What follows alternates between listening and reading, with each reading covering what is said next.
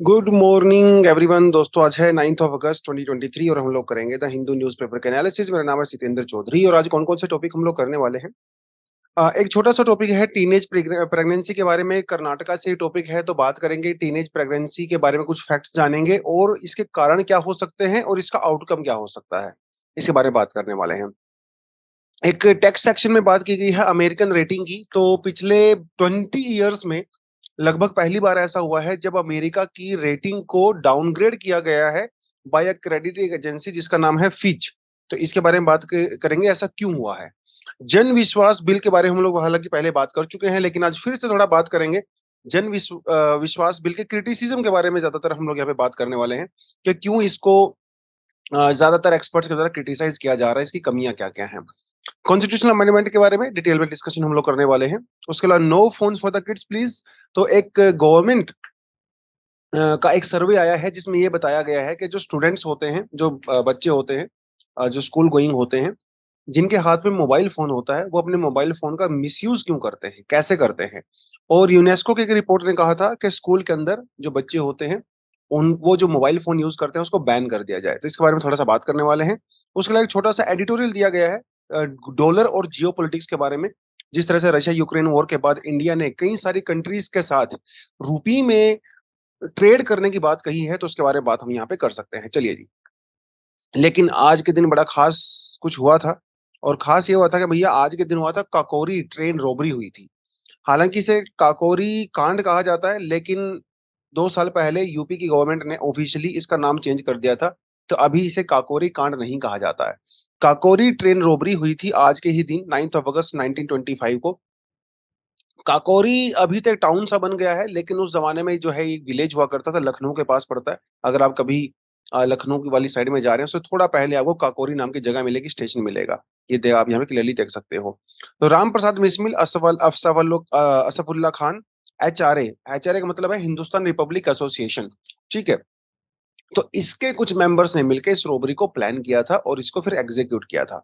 राम प्रसाद बिस्मिल, खान, राजेंद्र लाहिरी, चंद्रशेखर आजाद, स्वर्ण सिंह, सचिंद्र बख्शी, केशव चक्रवर्ती, उसके लिए जो है मनमोहन नाथ गुप्ता, मुकुंदी लाल, बनवारी लाल, कुंदन लाल, प्रणवेश मुखर्जी, जो है इन लोगों ने मिलकर इस रोबरी को अंजाम दिया था, एग्जीक्यूट किया था। आपको ये नाम जानने चाहिए, बिल्कुल जानने चाहिए। कई बार यूपीएससी में ऐसे क्वेश्चन पूछ लेता है। जो फेमस नाम होते हैं वो कई बार नहीं पूछता है, लोग थोड़े से कम, जो थोड़े से लेस नोन नेम्स होते हैं यूपीएससी में, वहां से क्वेश्चन आ जाते हैं। तो ये आप थोड़ा सा याद इसको कर लीजिएगा। ये ऑर्गेनाइजेशन जो है, this organization was formed to carry out the revolutionary activities against the British empire. तो ये जो रोबरी की गई थी बेसिकली, हालांकि उन्होंने कोशिश किया था कि जो भी पैसेंजर होंगे ट्रेन के अंदर उसको हम लोग नहीं लूटेंगे। जिस डब्बे के अंदर सामान जा रहा था, मतलब जो पैसा जा रहा था लखनऊ में डिपॉजिट होने के लिए, हम लोग सिर्फ उसको लूटेंगे।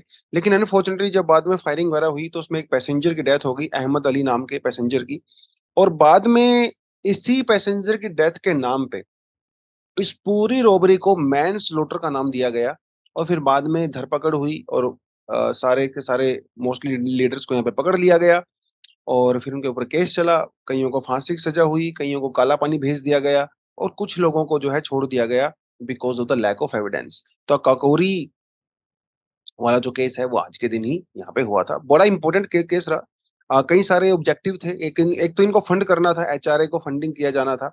दूसरी बात, लोगों के मन में ये एक भावना देनी थी कि ब्रिटिश एम्पायर को हम लोग मतलब हरा सकते हैं। एक तरह से एक मैसेज देना था जनता को। तो ये उसमें कुछ हद तक सक्सेसफुल रहे, कुछ हद तक सक्सेसफुल नहीं रहे। But yes, Kakori train robbery हमारे फ्रीडम स्ट्रगल में, हमारे इतिहास में एक बहुत ही इंपॉर्टेंट रोल प्ले करता है। चलिए। Over 45,000 teenage pregnancies reported in Karnataka in 3 years। Karnataka के अंदर देखिए लिखता है the number went up from 10,000 during the calendar year 20 to 13,000 in 2021। तो मतलब हर साल आप देख सकते हो टीनेज प्रेगनेंसी इंक्रीज हो रही है। 2020 में 10,000 थी, 2021 के अंदर 13,000 हो गई, 2022 में ये 20,000 के पास चली गई। तो टीनेज प्रेगनेंसी जो है वो यहाँ पे इंक्रीज हो रही है।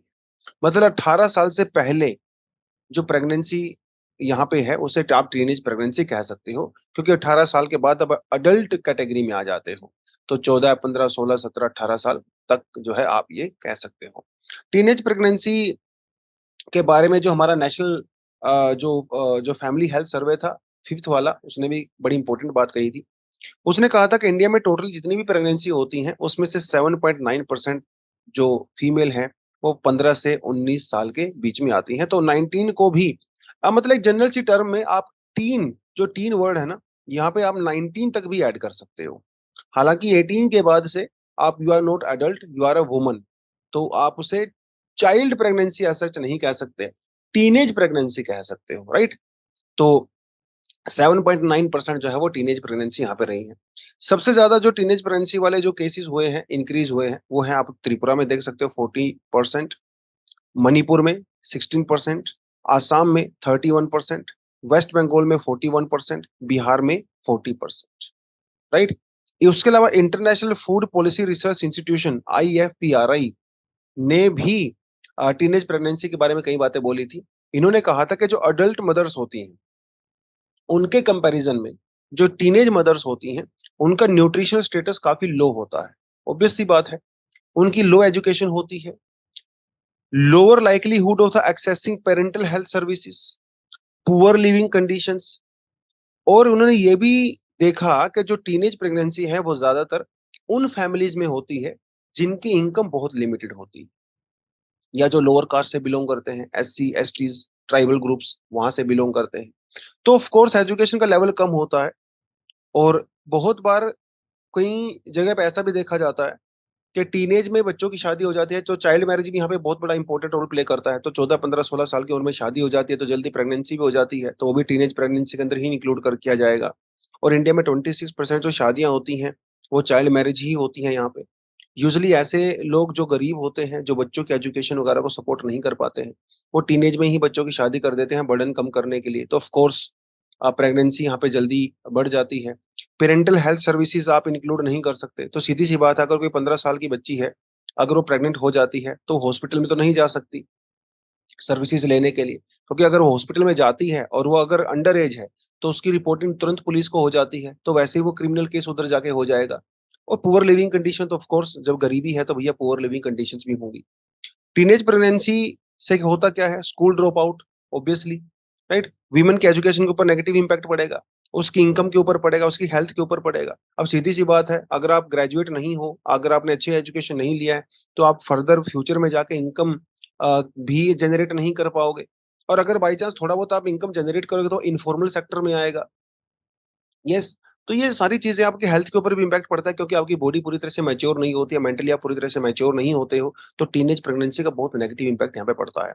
रीज़न्स क्या बताए गए हैं? वही lack of education, of course, contraception की एक्सेसिबिलिटी नहीं है, वो एज़ अ प्रोटेक्शन यूज़ नहीं किया जा रहा है। हेल्थ इन्फॉर्मेशन की भी यहाँ पे कमी नज़र आती है, and the autonomy over the decision making emerge as the key barriers. तो वीमेन को अपनी बॉडी के ऊपर ही खुद डिसीजन लेने की पावर भी नहीं है। तो ऑब्वियसली बात है, अगर 15, 16 साल, 17 साल की उम्र में किसी बच्चे की शादी हो जाती है, तो कल को वो जब वो अपने ससुराल जाती है शादी करके भी, तो उसकी बॉडी के ऊपर उसका हक नहीं है, राइट? तो जल्दी प्रेगनेंसी हो जाती है ऑफ कोर्स। तो पैट्रियार्कल सोसाइटी वाले मामले में भी आप इसको थोड़ा-सा देख सकते हो। Women admitted to their husbands reluctance and the social pressure to not use the contraceptive measures. Husband भी कॉन्ट्रासेप्टिव मेजर यूज़ नहीं करना पसंद करते, और एक सोशल प्रेशर भी रहता है कि शादी के बाद जल्दी माँ बन जाओ। अगर आप शादी के करने के 2 साल तक, अगर आप मैरिड हो, 2 साल तक बच्चा अगर आपने नहीं किया है, doesn't matter what is your age, तो बहुत सारा प्रेशर रिश्तेदारों से, नेबर से, इवन आपके फैमिली मेंबर से भी आने लगता है कि बच्चा कर लो, शादी कर ली, हो गई है एंड ऑल दैट। तो कॉन्ट्रासेप्टिव मेजर्स को यहाँ पे डिस्करेज किया जाता है अनफॉर्चुनेटली। कुछ डेटा अगर आप यहाँ पे देखें, नेशनल फैमिली हेल्थ सर्वे का ही डेटा है। वीमेन एम्पावरमेंट के बारे में जिन्होंने बताया है यहाँ पे 15 से 49 ईयर्स के बीच में, तो आप यहाँ पे क्लियरली देख सकते हो। Women who worked in the last 12 months and the paid in cash is 24.9 only. ये आप वीमेन लेबर फोर्स पार्टिसिपेशन कह सकते हो इंडिया में। वीमेन ओनिंग अ हाउस और land only 22.7%। Women having a bank और द सेविंग अकाउंट इज़ 72%। आपको अच्छा खासा नज़र आ रहा होगा। लेकिन भाई अकाउंट ओपन करवाना, उसके अंदर पैसे होना, दोनों अलग-अलग बातें हैं। Women having a mobile phone that they you themselves use is 73.8%। ये थोड़ा बड़ा है यहाँ पे। मोबाइल की एक्सेसिबिलिटी डेफिनेटली यहाँ पे इंक्रीज हुई है। बाकी थोड़ी चीज आप यहाँ पे डेफिनेटली देख सकते हो। उसके अलावा न्यूट्रिशन स्टेटस की अगर बात करें तो मैन हु आर वेट और the obese is 38%, women who are overweight और ओबीज इज 41%। तो वीमेन थोड़ी सी ज्यादा ओवरवेट है, 2-3% एज कम्पेयर टू मेल। उसका एक रीजन ये भी हो सकता है, मोस्टली हाउस वाइफ्स हैं, तो ज्यादा फिजिकल एक्टिविटी उतनी नहीं हो पाती जितना शायद मेल बाहर जो वेज अर्नर्स होते हैं, एग्रीकल्चर लेबरर्स होते हैं, कंस्ट्रक्शन लेबरर्स होते हैं, वो फिजिकल एक्टिविटी करते हैं। तो ये भी इसका एक रीजन कहीं ना कहीं देखने को मिल सकता है। बहुत बार ओबेसिटी इसलिए भी आती है, लैक ऑफ न्यूट्रिशन की वजह से भी आती है। जब आप अनहेल्दी फूड कंज्यूम करते हो, आपकी स्लीपिंग हैबिट्स अच्छी नहीं होती हैं, राइट, उस वजह से भी ओबेसिटी आती है। तो ओबेसिटी का मतलब सिर्फ ये नहीं होता कि आप बहुत हेल्दी खाना खा रहे हो, नहीं, अनहेल्दी खाने से भी मोटापा आ जाता है। चलिए, तो international food policy research institution के बारे में थोड़ा सा आप देख सकते हो। ये एक रिसर्च सेंटर है, कंसल्टिव ग्रुप है इंटरनेशनल एग्रीकल्चर रिसर्च के अंदर, 75 के अंदर इसको एस्टेब्लिश किया गया था। तो ये थोड़ा सा एक्स्ट्रा एक कंटेंट आपके लिए मैंने डाल दिया था। What is Fitch downgrade of the US about? तो ये फिच है क्या? देखिए, हमारे पास कई सारी क्रेडिट एजेंसी हैं, जैसे फिच एक बहुत बड़ी क्रेडिट एजेंसी है, स्टैंडर्ड एंड पुअर एक बहुत बड़ी क्रेडिट एजेंसी है। ये क्रेडिट एजेंसी क्या करती हैं, ये कंट्री को रेटिंग देती हैं, जैसे हम मूवीज की रेटिंग देते हैं, राइट, उसी तरह से कंट्रीज की रेटिंग देती है कि वो कंट्री कितना ज्यादा स्ट्रॉन्ग इकोनॉमिक पोजीशन में है, और फ्यूचर में उनका जो डेट है, कर्जा वर्जा है, वो क्या चुका पाएंगे कि नहीं चुका पाएंगे, उनका फॉरेक्स रिजर्व कितना है, उस कंट्री के अंदर इन्वेस्टमेंट कितनी हो रही है, राइट, वो कंट्री पैसा जो बोरो करती है उसे रीपे कर सकती है कि नहीं कर सकती है। ये कुछ ऐसे मेजर्स हैं जिसके बेसिस पे उस कंट्री को रेटिंग दी जाती है, अच्छी है या बुरी है। तो यूएसए की रेटिंग को थोड़ा सा यहाँ पे डाउनग्रेड किया गया है। पहले यूएसए की रेटिंग थी ट्रिपल ए, अभी हो गई है ए प्लस। ट्रिपल ए सबसे बेस्ट कैटेगरी मानी जाती है। ट्रिपल ए में आप ये कह सकते हो कि आउटस्टैंडिंग परफॉर्मेंस होती है, ठीक है। आउटस्टैंडिंग का मतलब ये होता है कि भैया ये कंट्री के अंदर आप इन्वेस्टमेंट अगर कर दोगे तो आपको हाई रिटर्न भी मिलेंगे, और इस कंट्री की क्रेडिट वर्दीनेस बहुत ही ज्यादा है।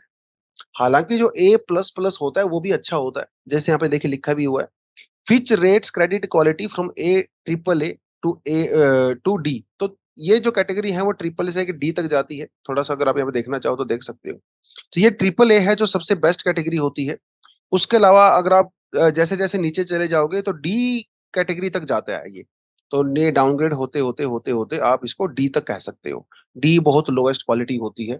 तो जैसे यहाँ पे यूएसए जापान दोनों को, यूएसए को ट्रिपल ए कैटेगरी में रखा गया था और जापान को डबल ए कैटेगरी में रखा गया था। अभी यूएसए को भी डाउनग्रेड करके डबल ए कैटेगरी में कर दिया गया है। हालांकि दोनों ही बहुत जबरदस्त होती हैं, जहां पे मिनिमम रिस्क होता है। अगर आप इन्वेस्ट कर दोगे तो आपको बेसिकली बेटर रिटर्न यहाँ पे मिलेगा ही मिलेगा। ट्रिपल ए जो असाइन किसको किया जाता है, exceptionally strong capacity for the payment of the financial commitments. आपने किसी से पैसा उधार लिया, आपको पैसा देना है। ट्रिपल ए एजेंसी कंट्री वो होती हैं जो अपना पैसा उधार देने की बहुत जबरदस्त पोजीशन में होती हैं, मतलब है किसी को मना नहीं करते हैं, फाइनेंशियल जो लाइबिलिटी है उसको पूरा करते हैं। जो डबल ए है वो क्या डिनोट करता है, वेरी लो डिफॉल्ट रिस्क, मतलब डिफॉल्ट रिस्क है लेकिन बहुत कम है, 0.5%, 1%, 2%। ऊपर वाले में डिफॉल्ट रेट आप कह सकते हो 0% है। तो उसको थोड़ा सा यहाँ पे डाउनग्रेड किया गया है। इसका कारण क्या है, जो इन्होंने थोड़ी बहुत बातें यहाँ पे बोली हैं। पहली बात इन्होंने बोली है debt limit political standoff. America में हर साल या दूसरे साल हमेशा ऐसा होता है, उसी की जो डेट लिमिट होती है उसको इंक्रीज किया जाता है। और वहां के जो मेन जो दो पॉलिटिकल पार्टीज हैं, डेमोक्रेट्स और रिपब्लिक्स, वो उसको बीच उनके बीच में जो है टसल चलता है। इस बार भी क्या हुआ था, लास्ट मोमेंट पे अमेरिकन कांग्रेस के अंदर बिल पास किया गया था बोरोविंग लिमिट को इंक्रीज करने के लिए। तो इस तरह के लगातार स्टैंड ऑफ वहां पे होते रहते हैं, जिसकी वजह से वर्ल्ड के अंदर एक नेगेटिव मैसेज जाता है कि अमेरिका हो सकता है अपने लोन कमिटमेंट पे डिफॉल्ट हो जाए। तो उस नेगेटिव मैसेज की वजह से यहाँ पे डाउनग्रेड इसको किया गया। उसके अलावा over a period of time America की जो नई सरकार आई है या इससे पहले भी जो सरकारें थी, बहुत सारे टैक्स कट दिए जाते हैं, स्पेंडिंग इनिशिएटिव लिए जाते हैं, जैसे हमारे यहाँ पे हम लोग कैपिटल इन्वेस्टमेंट करते हैं, वहाँ पे भी होता है। और जिस तरह से रशिया यूक्रेन के बाद वहाँ पे क्रूड ऑयल के प्राइसेस वगैरह बढ़े हैं, 40 सालों में सबसे ज्यादा इन्फ्लेशन आई है, उन सभी रीजंस की वजह से थोड़ा सा यहाँ पे डाउनग्रेड उसको किया गया है। और कॉम्प्लेक्स बजटिंग प्रोसेस भी वहां पे एक इसका रीजन हो सकता है। What indicators are we are looking for? तो गवर्नमेंट डेफिसिट, मतलब हम लोग बजट डेफिसिट की बात करते हैं। अमेरिका का बजट डेफिसिट काफी ज्यादा है, जो कि 6.3% ऑफ द जीडीपी है 2023 में। 2022 में ये सिर्फ 3.7% था। मतलब उसकी हालत काफी स्ट्रांग थी, लेकिन अभी थोड़ी सी डाउनग्रेड हो गई है, इसमें कोई डाउट नहीं है।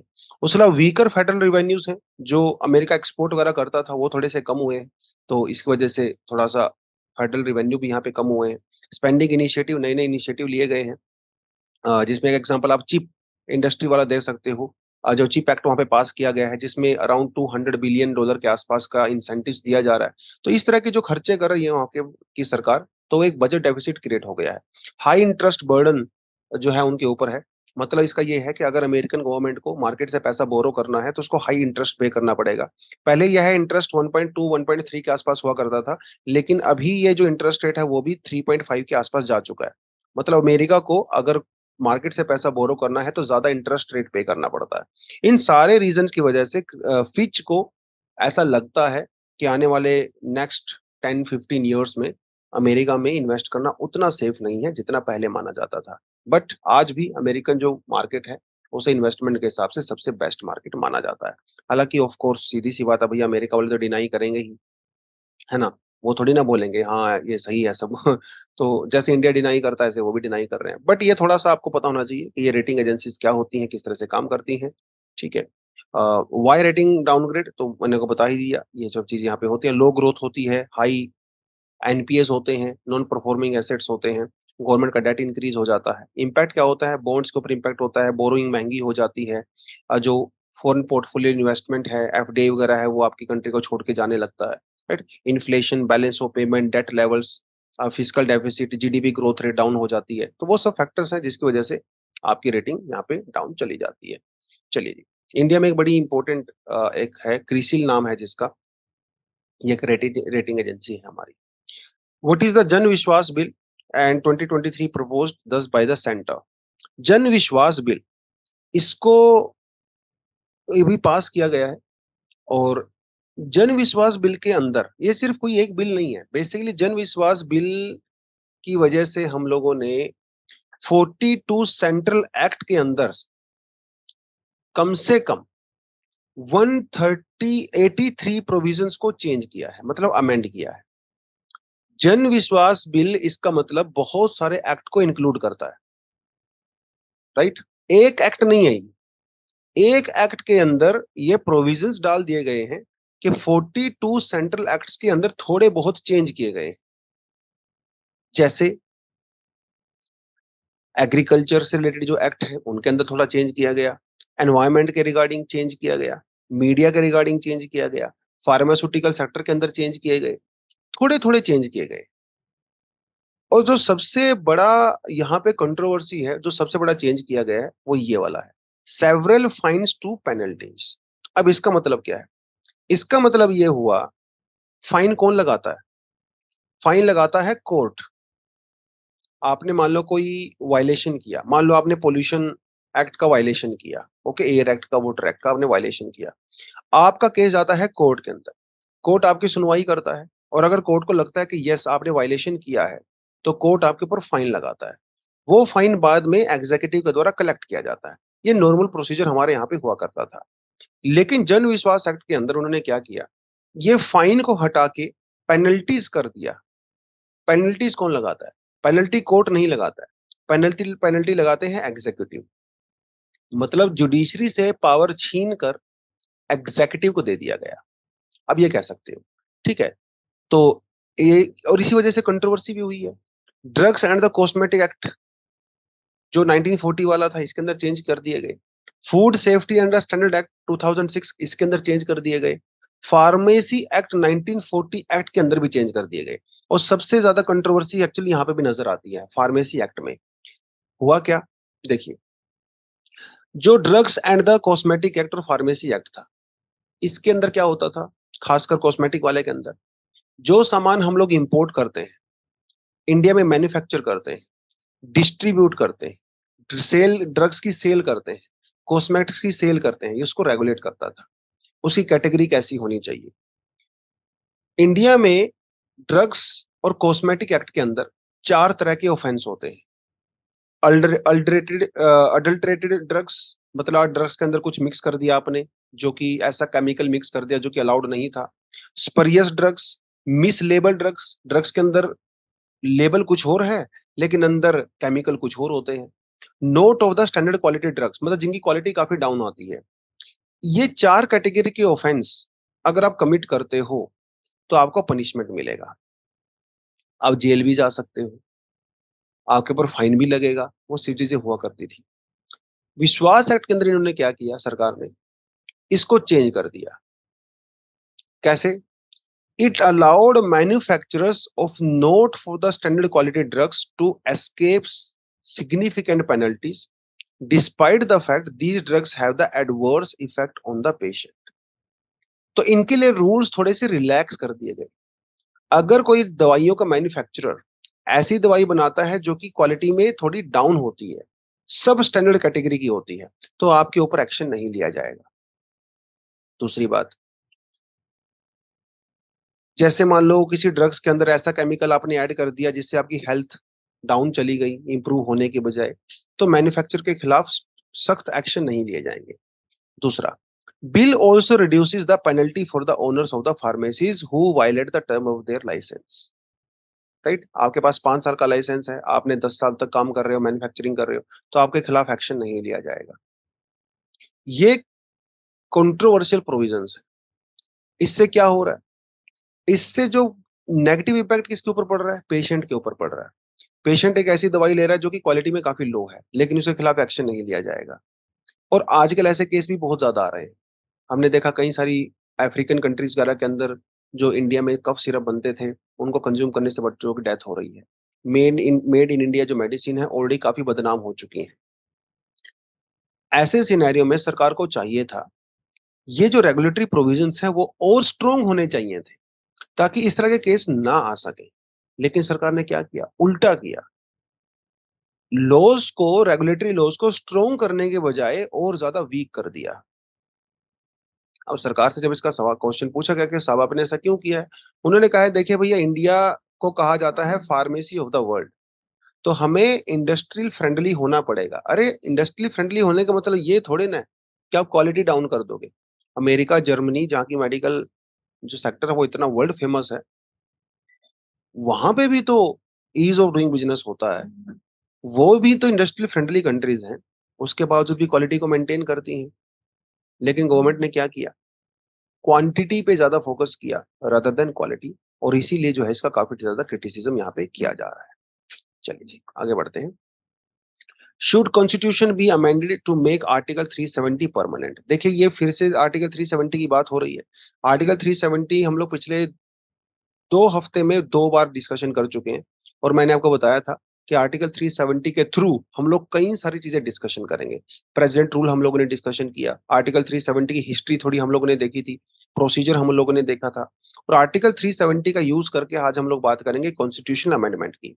देखिए, आर्टिकल 370 एक टेम्परेरी प्रोविजन था, ये आपको अच्छे से पता है, ये परमानेंट प्रोविजन नहीं था। आर्टिकल 370 को हटाया जा सकता था according to the provision Jammu and Kashmir की कॉन्स्टिट्यूशनल असेंबली की परमिशन से, लेकिन जम्मू कश्मीर की कॉन्स्टिट्यूशनल असेंबली को 1957 के अंदर डिसमेंटल कर दिया गया था। इसका मतलब यह हुआ कि 370 को नहीं हटाया जा सकता, कौन की कॉन्स्टिट्यूशनल असेंबली है ही नहीं। ऐसा आर्गुमेंट दिया गया कपिल सिब्बल जी के द्वारा। तो हमारे चंद्रचूड़ जी ने यह कहा, सीजीआई ने यह कहा, ऑनरेबल सीजीआई ने यह कहा कि इसका मतलब यह हुआ कि आर्टिकल 370 परमानेंट हो गया है। तो क्या इंडियन कॉन्स्टिट्यूशन के अंदर अमेंडमेंट कर देना चाहिए आर्टिकल 370 को परमानेंट बनाने के लिए? क्योंकि हटा इसका नहीं सकते हो अकॉर्डिंग टू मिस्टर सिब्बल, तो क्या इसको परमानेंट कर दिया जाए? अब उस के लिए जो है कॉन्स्टिट्यूशनल अमेंडमेंट के बारे में हमें पता होना चाहिए, कॉन्स्टिट्यूशनल अमेंडमेंट कैसे होता है कैसे नहीं होता है। अभी तो ये केस आगे चलेगा, इसको हम लोग देखना काफी इंटरेस्टिंग रहेगा कि 370 को हटाया जा सकता है कि नहीं हटाया जा सकता, यही सबसे बड़ा क्वेश्चन। मिस्टर सिब्बल कह रहे हैं कि नहीं हटाया जा सकता, क्योंकि कॉन्स्टिट्यूशनल जो जम्मू कश्मीर की कॉन्स्टिट्यूशनल असेंबली है, उसकी परमिशन के बिना इसको हटाया गया है, इसलिए ये अनकॉन्स्टिट्यूशनल है। सरकार कहते हैं कि हटाया जा सकता है, क्योंकि ये एक परमानेंट नहीं था, ये एक टेम्परेरी प्रोविज़न था। अब ये दोनों के बीच में यहाँ पे बहस चल रही है, सुप्रीम कोर्ट के जो जजेस हैं, वो दोनों की सुनवाई कर रहे हैं, लेट्स सी आगे क्या होगा। बट कॉन्स्टिट्यूशनल अमेंडमेंट की अगर हम लोग बात करें, हमारे पास आर्टिकल 368 होता है, article 20 of the Indian constitution, जो 2 तरह की अमेंडमेंट की बात करता है। Special majority of the parliament, special majority and the permission of half of the states. 2 तरह से अंडर आर्टिकल 368, ये ध्यान रखना आपने, 2 तरह से अमेंडमेंट किया जा सकता है। पहला स्पेशल मेजॉरिटी और दूसरा special majority plus 50% of states का रेटिफिकेशन, मतलब उनको अपनी स्टेट लेजिस्लेटिव असेंबली में भी उसको पास करना पड़ेगा। लेकिन प्रैक्टिकल तरीके से देखें तो इंडिया में 3 तरह का अमेंडमेंट होता है। ये दोनों अलग-अलग पॉइंट हैं। आर्टिकल 368 2 तरह के अमेंडमेंट की बात करता है। लेकिन जब हम लोग प्रैक्टिकल बात करते हैं तो 3 तरह का अमेंडमेंट होता है। पहला अमेंडमेंट होता है सिंपल मेजॉरिटी। ये हमारे 368 के अंदर इंक्लूड नहीं होता। ये आपने ध्यान रखना है। आपसे एग्जाम में पूछ सकता है, आर्टिकल 368 के अंदर कौन-कौन सी अमेंडमेंट होती हैं? तो सिंपल मेजॉरिटी वाली नहीं होती है, बाकी दोनों वाली होती हैं। अब इनके अंदर कौन-कौन से प्रोविज़न होते हैं?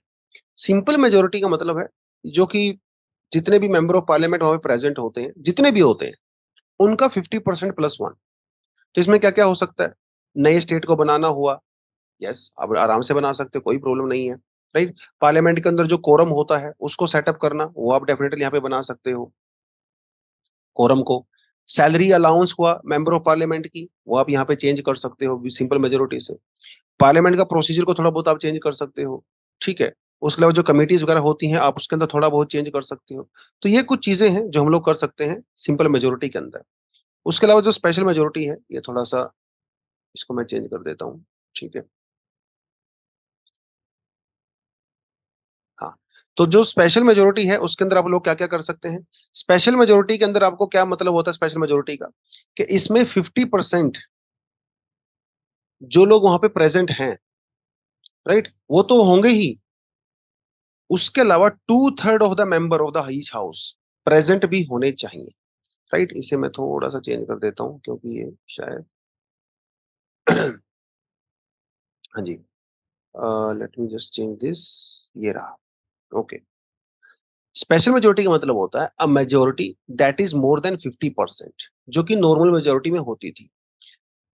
इसमें क्या होता है, 2/3 members of the each house which are present and voting. अब हो सकता है जैसे स्ट्रेंथ जो है हमारी वो 545 है, लेकिन उस समय 545 प्रेजेंट ना हो, ऐसे भी तो हो सकता है। हो सकता है वहाँ पे सिर्फ 450 मेंबर ही प्रेजेंट हो। तो जितने भी मेंबर वहाँ पे प्रेजेंट होते हैं, इनकी मेजॉरिटी की वो बात कर रहा है, right? The majority that is more than 50% of the total membership. Total membership कितनी है? 545। इसका 50% और जो प्रेजेंट वाले होंगे उनका 2/3, दोनों कंडीशन सैटिस्फाई यहाँ पे होनी चाहिए। कितनी वहाँ पे वैकेंसी है डज़न्ट मैटर, कितने लोग अब्सेंट हैं डज़न्ट मैटर। 545 मतलब 545, इसका 50% और जो प्रेजेंट वाले हैं उनका 2/3, that is called special majority. इसके अंदर क्या-क्या चीज़ें चेंज हो सकती हैं? फंडामेंटल राइट्स आप चेंज कर सकते हो, डीपीएसपी का आप चेंज कर सकते हो और दूसरे जो प्रोविजंस होते हैं which are not covered under the first and the third category. First category मतलब सिंपल मेजॉरिटी, थर्ड कैटेगरी मतलब हाफ ऑफ द स्टेट्स। उनको छोड़ के बाकी जितने प्रोविजन हैं, वो भी आप स्पेशल मेजॉरिटी से कर सकते हैं। ध्यान देना है स्पेशल मेजॉरिटी का मतलब क्या होता है? स्पेशल मेजॉरिटी का मतलब होता है टोटल हाउस यानी कि 545, उसका मोर देन 50% प्लस जितने लोग वहाँ पे प्रेजेंट होंगे, वोटिंग होंगे, उनका 2/3। दोनों कंडीशन सैटिस्फाई होनी होनी चाहिए, तब स्पेशल मेजॉरिटी कहते हैं। अब स्पेशल मेजॉरिटी के साथ-साथ 50% ऑफ स्टेट्स का कंसेंट भी रिक्वायर्ड होता है, क्योंकि इंडिया एक फेडरल कंट्री है, तो सेंटर और स्टेट के बीच की दोनों को अलग-अलग पावर्स दी गई हैं। तो कोई ऐसा कॉन्स्टिट्यूशनल अमेंडमेंट जिससे फेडरल स्ट्रक्चर चेंज होता हो, उस केस में स्टेट्स की परमिशन की रिक्वायरमेंट होती है। जैसे इलेक्शन ऑफ द प्रेसिडेंट, उसके अंदर स्टेट्स की रिक्वायरमेंट होती है, यस। यूनियन और स्टेट की एग्जीक्यूटिव पावर को चेंज करना हुआ, सुप्रीम कोर्ट, हाई कोर्ट के जजेस की के जो जो एरिया है इन्फ्लुएंस का, उसको इंक्रीज करना हुआ, लेजिस्लेटिव पावर यूनियन और स्टेट के बीच में जो होती हैं, उनको डिस्ट्रीब्यूट करने से रिगार्डिंग चेंजेस करने हुए, 7th शेड्यूल के अंदर जो चेंजेस होते हैं, इस तरह के केसेस में स्पेशल मेजॉरिटी के साथ-साथ 50% ऑफ स्टेट्स की कंसेंट की भी रिक्वायरमेंट होती है। अगर 50% स्टेट कंसेंट दे देते हैं, डज़न्ट मैटर उनका साइज़ क्या है, उस समय इसको लागू कर दिया जाता है। बाकी 50% क्या कर रहे हैं डज़न्ट मैटर, राइट? तो ये कुछ कॉन्स्टिट्यूशनल अमेंडमेंट यहाँ पे प्रोविजंस होते हैं। चलिए जी। More students using smartphone for the entertainment than the study, ऐसा एक सर्वे कहा गया है और इस सर्वे में ये कहा गया, state of the elementary education in the rural India report है, तो गवर्नमेंट का डेटा है ये, तो थोड़ा इसके ऊपर भरोसा कर सकते हो। गवर्नमेंट ये कहती है कि भैया जो बच्चे होते हैं, जिनके पास स्मार्टफ़ोन होता है, वो पढ़ाई के लिए कम, एंटरटेनमेंट के लिए ज़्यादा मोबाइल फ़ोन का यूज़ करते हैं। सर्वे ये कहता है कि 49.3% स्टूडेंट के पास स्मार्टफ़ोन की एक्सेस है। देखिए फ़ोन 2 तरह के होते हैं, सिंपल फ़ोन होते हैं, स्मार्टफ़ोन होता है। स्मार्टफ़ोन में आप यूट्यूब वगैरह वो सब चला सकते हो। उसके अलावा 76% पेरेंट्स ये कहते हैं कि उनके बच्चे वीडियो गेम बहुत ज़्यादा खेलते हैं रादर देन पढ़ाई, राइट? 56.6% जो स्टूडेंट हैं, वो मूवीज़ डाउनलोड करते हैं, म्यूज़िक डाउनलोड करते हैं, पढ़ाई तो करते ही नहीं। ओनली 34% जो स्टूडेंट हैं, वो अपने गैजेट्स का यूज़ करते हैं स्टडी मटेरियल को डाउनलोड करने के लिए। 18% स्टूडेंट ऐसे हैं जो ट्यूटोरियल्स वगैरह देखते हैं, जैसे यूट्यूब पे या ऑनलाइन क्लासेस वगैरह करते हैं, उसका बेनिफिट उठाते हैं। 70% parents, girl parents, 70 parents parents ये चाहते हैं कि जो उनके घर में जो गर्ल्स हैं, वो कम से कम ग्रेजुएट होनी चाहिए। वहीं 82% बॉयज़ के पेरेंट्स ऐसे मानते हैं कि उनके जो बॉयज़ हैं, वो ग्रेजुएट होने चाहिए। मतलब गर्ल्स में ग्रेजुएशन करने की जो इच्छा है पेरेंट्स की, वो थोड़ी-सी 4% कम है, राइट? कई बार लोग ऐसा बोलते हैं ना, "अरे! पढ़ लिख के क्या करेगी? करनी तो शादी ही है, आगे जाके घर सँभालना है। 10वीं क्लास कर ली, 12वीं क्लास कर ली, मोर देन इनफ है।" बहुत बार आपके आस-पास में कॉलेज भी नहीं होते हैं, तो बहुत दूर कॉलेज में भेजा नहीं जाता है, राइट? तो ये एटीट्यूड भी है हमारे समाज में। 36% जो गर्ल्स ड्रॉप आउट होती हैं स्कूल या कॉलेज से, उसका कारण क्या होता है? फैमिली अर्निंग को इंक्रीज़ करना, फैमिली मेंबर्स को हेल्प करना। वहीं 31% जो पेरेंट्स होते हैं, वो क्या कहते हैं? बच्चों को ड्रॉप आउट क्यों करवाया गया? क्योंकि बच्चों को पढ़ाई में इंटरेस्ट ही नहीं है, राइट? ये भी एक बहुत बड़ा रीज़न है। बॉयज़ के केस में जो मेजर रीज़न है, वो है लैक ऑफ इंटरेस्ट। देखिए 2 चीज़ें हैं यहाँ पे। गर्ल्स के केसेस में जो ड्रॉप आउट हो रहा है, वो क्यों हो रहा है? ताकि वो अपनी फैमिली की हेल्प करें अर्निंग इंक्रीज़ करने में। Veg earners, agricultural labourers, right? वो सब काम करेंगे, MNREGA and all that. Boys के केस में है लैक ऑफ इंटरेस्ट। बॉयज़ को ड्रॉप आउट कराया जाता है बहुत ही कम केसेस में फैमिली इनकम को इंक्रीज़ करने के लिए। ज़्यादातर फैमिली कोशिश करती हैं कि बॉयज़ को अच्छी एजुकेशन मिले, जैसा कि इसके अंदर बताया गया है। और ये सब बिल्कुल हार्ड फैक्ट्स हैं, जो कि गवर्नमेंट का डेटा है, तो आप इसके ऊपर काफ़ी भरोसा भी कर सकते हो, राइट? और अभी देखिए आप यूनेस्को ने भी क्या कहा था थोड़े समय पहले, अभी लास्ट वीक, कि यूनेस्को कहता है कि स्मार्टफ़ोन के यूसेज को बंद कर दिया जाना चाहिए स्कूल्स के अंदर एटलीस्ट। उन्होंने ये नहीं कहा कि सारे फ़ोन को बंद कर दो, उन्होंने कहा स्मार्टफ़ोन को बंद कर दो। इसमें यूट्यूब होता है, आप इंटरनेट वगैरह चला सकते हो। ऐसा उन्होंने क्यों कहा? जैसा कि हमारे यहाँ पे भी नज़र आ रहा है, ज़्यादातर बच्चे एंटरटेनमेंट के लिए ही यूज़ करते हैं। तो यूनेस्को ये ने ये कहा कि बैलेंस बनाना ज़रूरी है। एक तरफ हमें इंटरनेट चाहिए, एक तरफ हमें डिजिटल एजुकेशन चाहिए, दूसरी तरफ इंटरनेट का मिसयूज़ ना हो स्टूडेंट्स के द्वारा, दोनों के बीच में बैलेंस बना के चलने की रिक्वायरमेंट है। तो नेगेटिव जो लिंक है between uncontrolled use of the mobile phone और स्टूडेंट की परफॉर्मेंस के बीच में, इसको बैलेंस बना के चलना ज़रूरी है। अगर आप एक्सेसिव यूज़ करते हो स्मार्टफ़ोन का, इनएप्रोप्रिएट यूज़ करते हो, तो डिस्ट्रैक्शन होती है, डिसरप्शन होती है। क्योंकि जो अनफ़िल्टर्ड कंटेंट होता है, उससे बच्चे एक्सपोज़ हो जाते हैं। कुछ पोर्नोग्राफ़ी या कुछ ऐसा ऑब्जेक्शनेबल कंटेंट वेबसाइट पे आ जाता है, बच्चे रील्स देखते हैं, इंस्टाग्राम पे भी बहुत भद्दे और वल्गर जो रील्स आती हैं, इंटरनेट पे जो पोर्न साइट्स होती हैं, उसका एक्सपोज़र हो जाता है बच्चों को, क्योंकि फ़िल्टर नहीं किया जाता, राइट? तो इसकी वजह से बच्चों का जो जो दिमाग है, ठीक है, वो डिस्ट्रैक्ट होता है, कन्फ्यूज़ होता है, राइट? वो भी यहाँ पे बहुत ज़्यादा ज़रूरी है, उसको ध्यान देना है। सोशल मीडिया के ऊपर जो फ़ॉल्सिफ़ाइड रियलिटीज़ होती हैं, बच्चे उससे कंपेयर करते हैं अपने लाइफ़स्टाइल को। आप सोशल मीडिया पे कोई रील देखते हो, किसी इन्फ्लुएंसर की, आपको लगता है यार इसका लाइफ़स्टाइल तो कितना ज़बरदस्त है ना? इसके पास बढ़िया लाइफ़स्टाइल है, गाड़ियाँ हैं, अच्छे फ़ोन हैं, अच्छे कपड़े पहनता है, खुश रहता है, घूमता-फिरता है, ट्रैवल करता है, बढ़िया खाना खाता है। आप उसको देख के अपनी लाइफ़ से कंपेयर करने लगते हो। आपको लगता है कि आपकी लाइफ़ तो वर्थलेस है, आपके पास तो इनमें से कुछ भी चीज़ें नहीं हैं। लेकिन आपको नहीं पता वो जो रील वो आदमी बना रहा है, वो एक इन्फ्लुएंसर है। उसका काम है ये दिखाना, चाहे वो एक्चुअली में ऐसा हो या ना हो। तो ये फ़ॉल्सिफ़ाइड रियलिटीज़ के चक्कर में भी हमारे यहाँ पे डिप्रेशंस का शिकार हो रहे हैं बच्चे और अपने आप को कंपेयर कर रहे हैं, उस रियलिटी से जो कि एक्चुअल रियलिटी है ही नहीं। सोशल मीडिया पे लोग रियलिटी तो दिखाते नहीं हैं, बस जो शो ऑफ हो रहा है उसको दिखा रहे हैं। लेकिन तो इनका ये कहना है, तो स्मार्टफ़ोन का यूज़ कम करें, नॉर्मल फ़ोन का यूज़ कर सकते हो। मोस्टली स्कूल्स के अंदर लैबोरेटरीज़ होती हैं, लाइब्रेरीज़ होती हैं और वहाँ पे कंप्यूटर लैब्स भी होती हैं। तो अगर किसी को कुछ पढ़ाई करनी है, कुछ रिसर्च करना है, तो आप वहाँ पे जाके करिए। स्मार्टफ़ोन के अंदर ही क्यों कर रहे हो भैया? लाइब्रेरी आपके पास है, दुनिया भर की बुक्स वहाँ पे हैं, कंप्यूटर लैब है, आप वहाँ पे जाके कुछ एक्सेस करना है तो कर सकते हो। स्कूल के अंदर जो कंप्यूटर लैब्स होती हैं, उनके अंदर फ़िल्टर लगे होते हैं, तो आप इस तरह के कंटेंट से एक्सपोज़र नहीं मिलता है आपको। नॉर्मल फ़ोन यूज़ करिए, कोई प्रॉब्लम नहीं है, ऐसा यूनेस्को का कहना है। तो ये थोड़ा-सा आप अपने कमेंट सेक्शन में नीचे बता सकते हो, आपका इसके बारे में क्या सोचना है। The grammar of the commerce is a new age of the geopolitics. तो ये कोई बहुत लंबा-चौड़ा एडिटोरियल नहीं है, छोटा-सा एडिटोरियल था और ये कहता है कि भैया देखिए समाज में जब हम लोग जियोपॉलिटिक्स की बात करते हैं तो रियलिटीज़ चेंज हो रही हैं। पहले भी चेंज होती रहती थी, आज भी चेंज हो रही हैं। 2018 से लेके अभी तक इंडिया ने 23 कंट्रीज़ के साथ डायरेक्टली और इनडायरेक्टली करेंसी स्वैप एग्रीमेंट किया है। मतलब हम लोग डॉलर में ट्रेड नहीं करेंगे, इंडियन रूपी में ट्रेड करेंगे, ठीक है? या फिर आपकी लोकल करेंसी के अंदर ट्रेड करेंगे। ऐसा हम लोगों ने 23 कंट्रीज़ के साथ कर लिया है। डायरेक्टली, इनडायरेक्टली थोड़ा बहुत हो गया है। खासकर यूक्रेन, रशिया के बाद से आपने देखा कि रशिया के ऊपर कितने सारे सैंक्शंस लगाए गए। उसको बाईपास करने के लिए इंडिया और रशिया ने आपस में लोकल करेंसी में डील करने की बात कही। वोस्त्रो अकाउंट वगैरह के बारे में ओपन करने की बात हुई, राइट?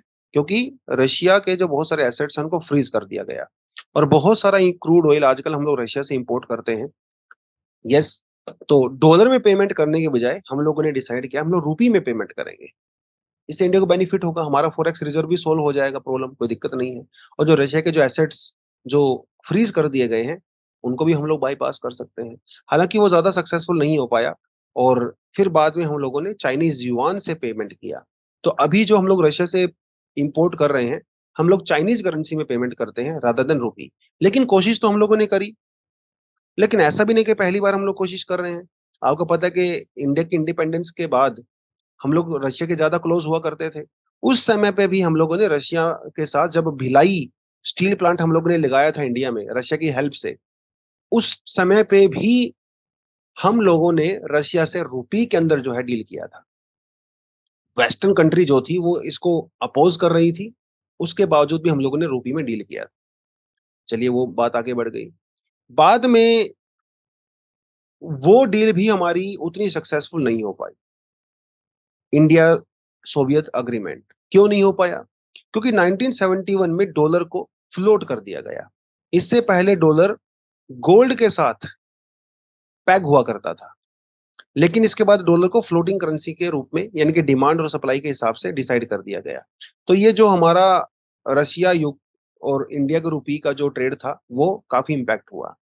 बाद में सोवियत यूनियन खुद टूट गया, उससे बहुत सारी कंट्री निकल गई, सोवियत खुद वीक हो गया, तो ये फ्लॉप हो गया, उतना सक्सेसफुल नहीं हो पाया।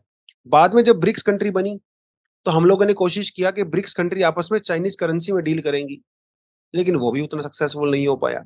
अभी फिलहाल हम लोगों ने यूएई के साथ डील किया है, इंडियन करेंसी को डील करने के लिए, ताकि जो कैपिटल फ्लो होता है और जो रेमिटेंस आते हैं यूएई से, वो फास्ट आ सके, ट्रांज़ैक्शन कम हो सके, मतलब ट्रांज़ैक्शन जो फीस होती है, वो कम हो सके, उसके साथ भी हम लोगों ने किया। इंडोनेशिया के साथ भी हमारा नेगोशिएशन चल रहा है कि जो इंडोनेशियन जो करेंसी है रुपया, उसके साथ हम लोग डील करें। कई सारी कंट्रीज़ के साथ हम लोग ऐसा कर चुके हैं। लेकिन ऐसा कर क्यों रहे हैं? और सिर्फ इंडिया ही नहीं कर रहा है, चाइना भी ऐसा कर रहा है, रशिया भी ऐसा कर रहा है, ब्राज़ील भी ऐसा कर रहा है। क्यों कर रहे हैं हम लोग ऐसा? देखिए फिलहाल वर्ल्ड में 58-59% जो फॉरेक्स रिजर्व है, जो कंट्रीज़ अपने पास रखती हैं, वो अमेरिकन डॉलर में, 20% के आसपास जो है वो यूरो में। तो आप ये समझ लीजिए कि 80% जो दुनिया का फॉरेन करेंसी रिजर्व है, वो ये 2 करेंसी के पास में आता है। बाकी जो है थोड़ा बहुत दूसरी कंट्रीज़ की करेंसीज़ होती है। लेकिन कंट्रीज़ डॉलर से ज़्यादा दूर हट क्यों रही हैं? इसके कारण क्या हो सकता है? इसका कारण ये हो सकता है जियो economic and the political reasons. खासकर जो साउथ वाली कंट्रीज़ हैं, ग्लोबल साउथ जिसको हम लोग कहते हैं, राइट? ये जो नॉर्थ की करेंसीज़ डोमिनेट करती हैं, डॉलर स्पेशली एंड यूरो, अपने आप को उससे आइसोलेट करना चाहती हैं, ग्लोबल साउथ वाली जो इकोनॉमीज़ हैं। दूसरी बात, जो इंटरनेशनल मॉनेटरी फंड है, ठीक है? या फिर वर्ल्ड बैंक, ये डॉलर में डोमिनेट करते हैं और बहुत बार इंटरनेशनल मॉनेटरी फंड और जो वर्ल्ड बैंक है, वो अपनी टर्म्स एंड कंडीशंस को इम्प्लीमेंट करता है ऑन पुअर कंट्रीज़। तो ये जो साउथ कंट्रीज़ हैं, ग्लोबल साउथ, ये कहीं न कहीं इनसे छुटकारा पाना चाहती हैं। तो ये भी इसका एक रीज़न यहाँ पे हो सकता है।